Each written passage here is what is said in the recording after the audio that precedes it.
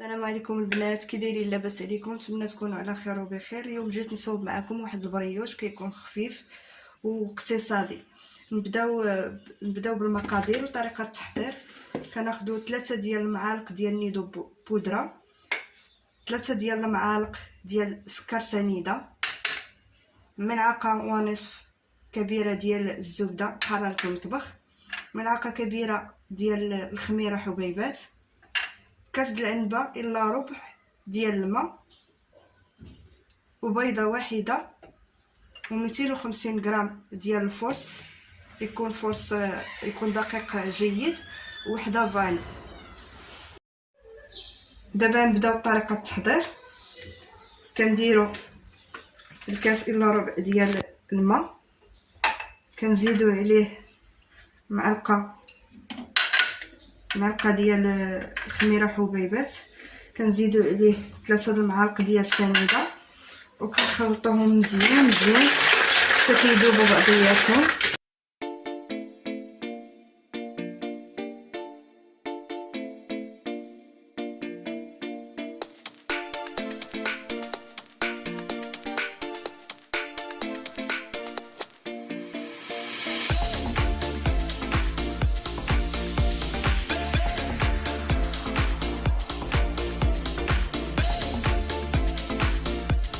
كنزيدوا عليها ساشيه ديال الفاني،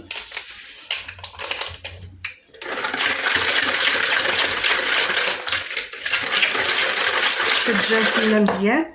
كنزيدوا عليها 3 المعالق ديال النيدو كبار بودره، نخلطو مزيان تيتجانسوا مع الماء.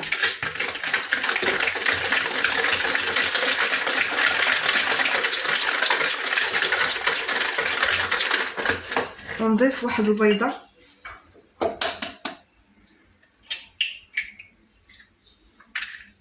ندير بيضه لهذا الخليط،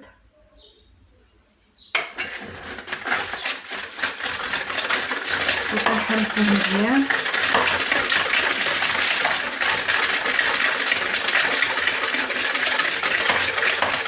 وكندير واحد الرشه د الملح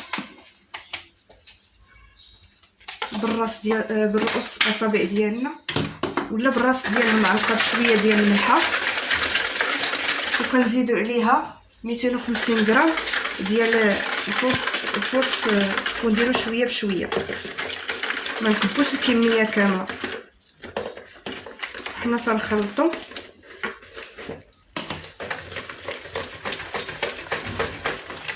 حيت هو راه كيكون الخليط كيكون جاري شويه،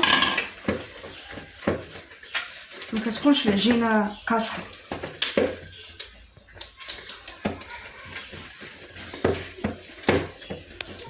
على حسب كل دقيق، وكاين اللي كيشرب وكاين اللي ما كيشربش.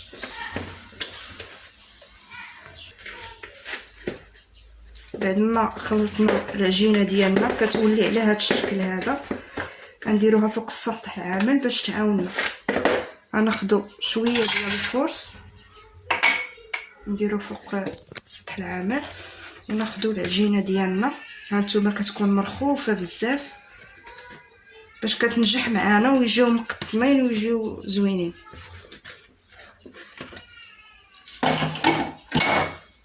كنديروا الزبده ديالنا اللي قلت لكم بحراره المطبخ، كندخلوها شويه بشويه، وكنستعنوا بالفرص حتى كنساليو الزبده ديالنا كامله، كندخلوا فيها الزبده كامله ديالنا.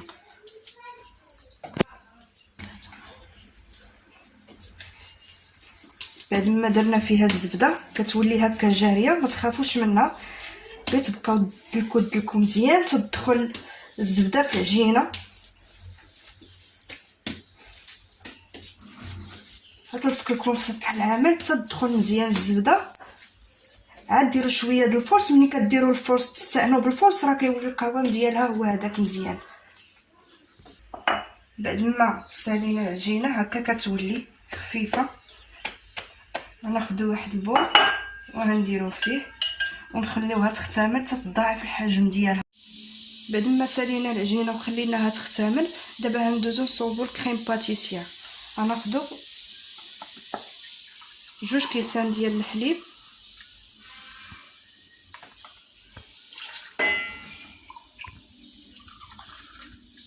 ناخذ 2 كيسان ديال الحليب، غنديرو فيهم هنا درت 3 ديال المعالق ديال مايزينا، ودرت 2 معالق ديال سنيده، الحلاوه على حسب الذوق.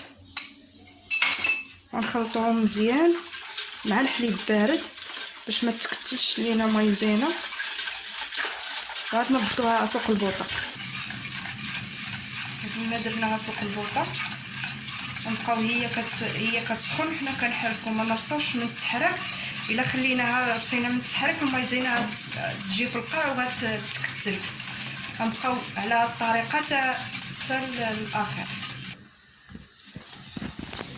بعد ما صوبنا الكريمه ديالنا وبقينا كنحركوها فوق البوطه، خصها تولي على هاد القوام هذا، ونحيدوها فوق البوطه، نديروها في شي زلافه، نحيدوها من الكاسرونه ونديروها في شي زلافه باش ما تبقاش سخونه.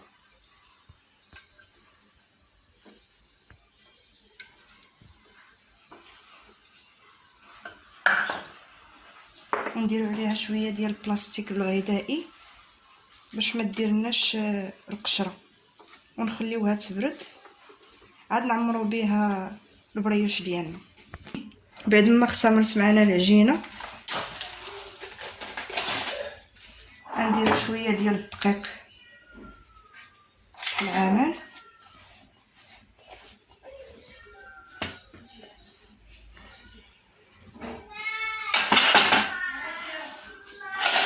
نحيدو ديك الهواء اللي في وسط منها.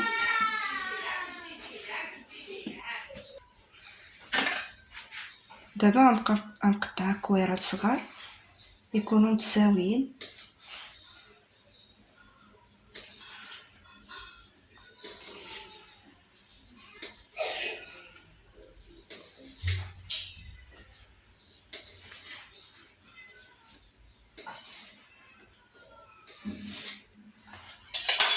نجمعوهم بحال الكويرات.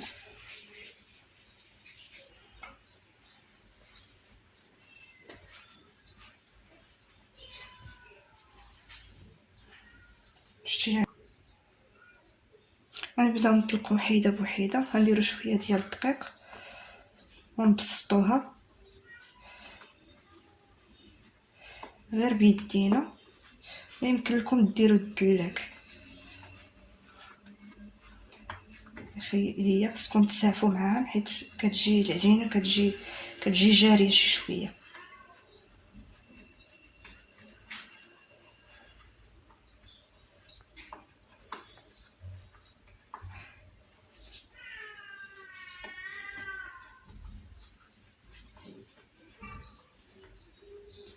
غنضيفو لها شويه ديال الشوكولا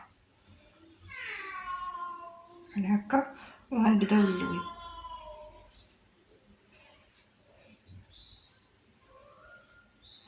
وغنجمعوا لها الجنيبات ديالها باش ما تحملش العجينه،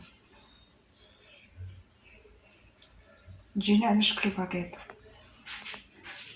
نديرو لاطه فيها الورق ديال الطبخ وغنوليو نصوبو معكم واحده اخرى.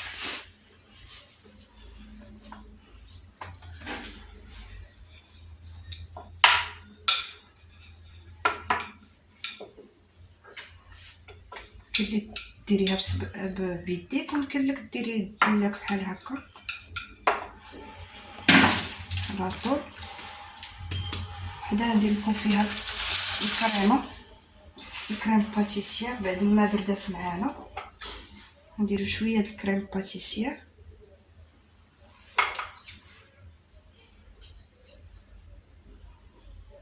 نديرو شويه ديال الشوكولا،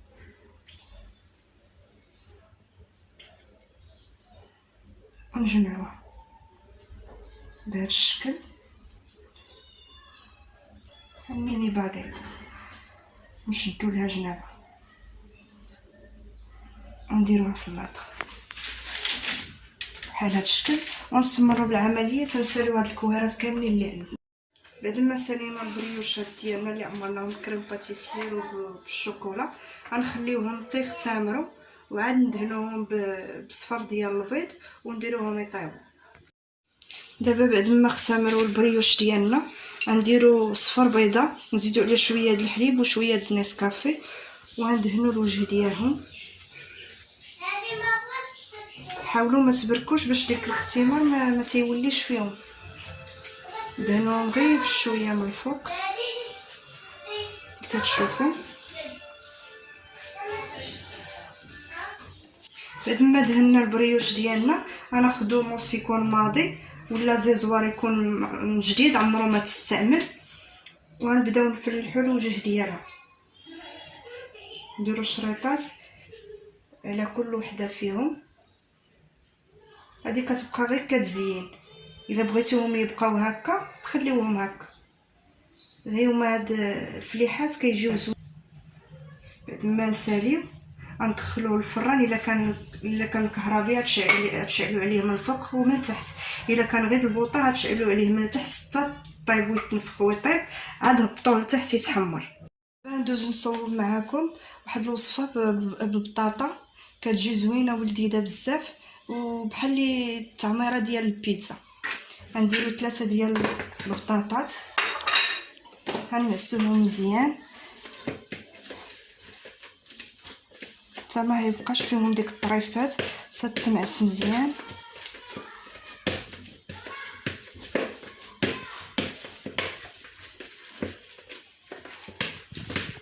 بعد ما كان تمعس مزيان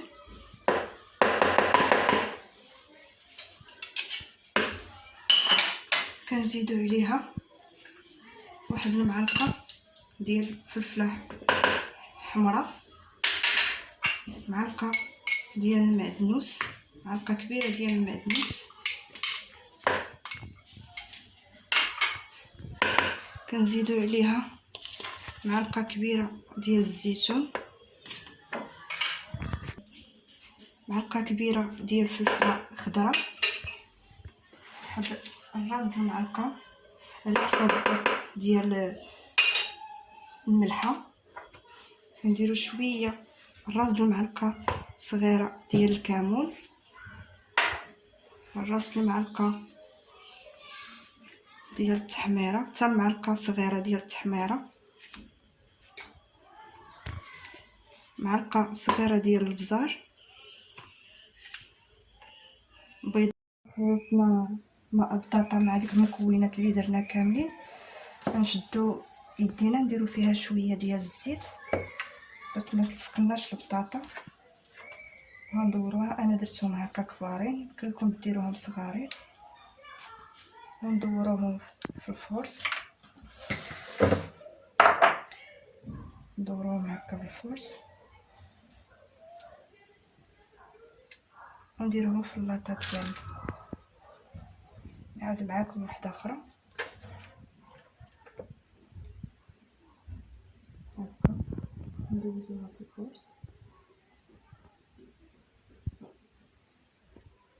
نقادوها مزيان ونحطوها في اللاطه.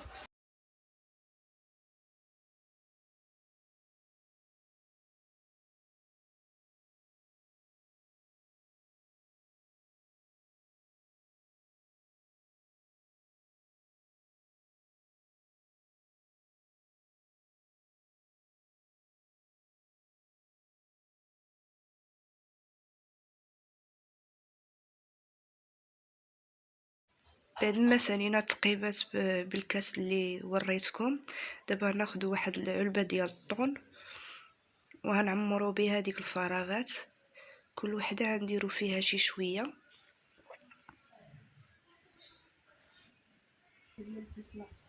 ودابا كنجيبوا شويه ديال الفلفله اللي كتكون حمراء وخضراء وهنديروها كل وحده فيهم غنديروا فيها شي شويه.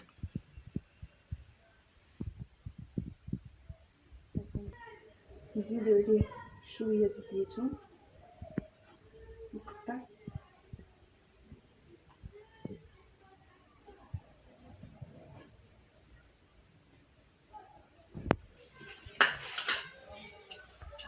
غادي نديرو شويه ديال الزعتر في كل وحده، شويه ديال الزعتر،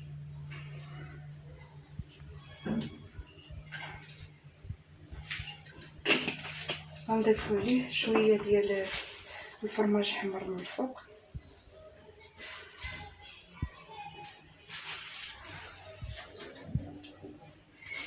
هادو هما الاطباق ديالنا بعد ما سالينا. هذا البريوش كيجي من فوق على هذا الشكل، كيجي من فوق وهشيش على هذا الشكل. غنحلو وحده معاكم، كيجي زوين وقطني وكيبغيوه الوليدات. والطبق الثاني كيجي على هذا الشكل، كيجي زوين ورائع. واللي ما كيعرفش، بالنسبه اللي ما تعرفش يصوب المعقوده، هذه كتجي زوينه واقتصاديه وبالصحه والراحه.